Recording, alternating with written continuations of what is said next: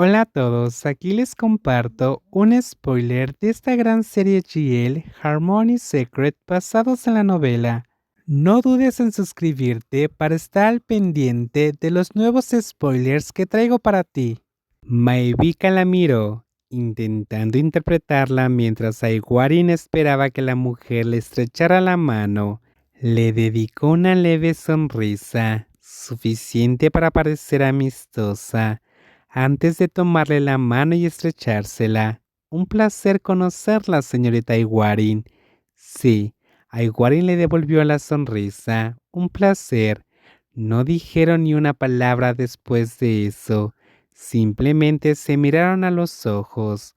Sus suaves manos se tocaron por primera vez y fue como si les enviaran una descarga eléctrica.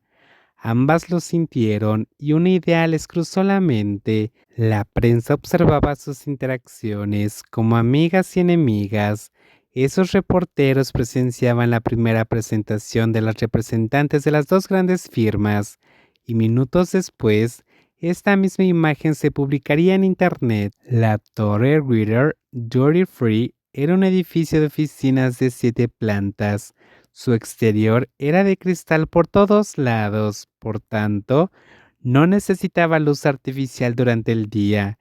El techo de la sexta planta fue diseñado con un cristal inclinado que se opacaba durante el día para protegerse del calor del sol. Las paredes eran de cristal para que la luz del sol de la mañana iluminara la habitación. Se necesitaban aires acondicionados en esta planta para ajustar la temperatura y mantenerla lo suficientemente fresca. El edificio recibió un nombre grandioso, como si fuera una metrópolis, aunque en realidad era simplemente un edificio de oficinas de 7 plantas, pero tenía todo lo necesario para ello. Contaba con amplias salas de reuniones, oficinas de fácil acceso, restaurantes, cafeterías y espacios de coworking para visitantes y empleados. Greater Duty Free no era solo el nombre de este edificio de 7 plantas. Pronto también se convertiría en un enorme centro comercial libre de impuestos. Una vez que consiguieran la concesión, el complejo se construiría y gestionaría. Por eso, la oficina se diseñó para ser un lugar de importantes conversaciones de negocios y reuniones de licitación. Además, sería el lugar de trabajo del futuro concesionario. Ahí fue donde anunciaron la licitación durante su conferencia de prensa. Esta iba a tener lugar esa mañana. La luz del sol matutino se reflejaba en el brillante cristal de la ventana. Eran casi las 9. Greater Duty Free llevaba un mes en funcionamiento y su sistema operativo se había probado constantemente. Por lo tanto, era un momento propicio para la conferencia de prensa sobre la licitación de la concesión de Greater Duty Free.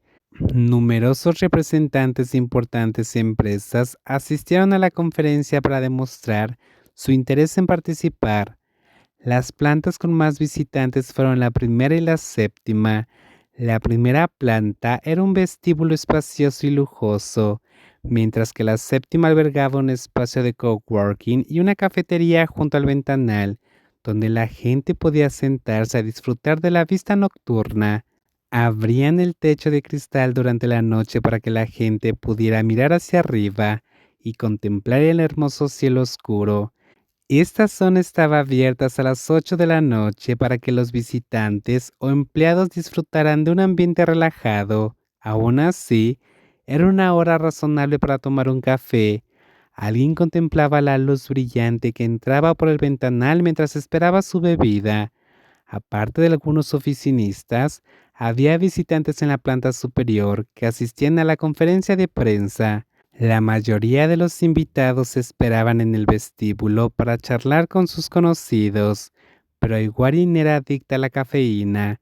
Cuando supo que esta oficina tenía una cafetería en el último piso, subió apresuradamente a comprar un café. Era su primera vez aquí, pero no estaba sola. Simplemente subió sola al último piso. Papá, no tienes que presumirme así.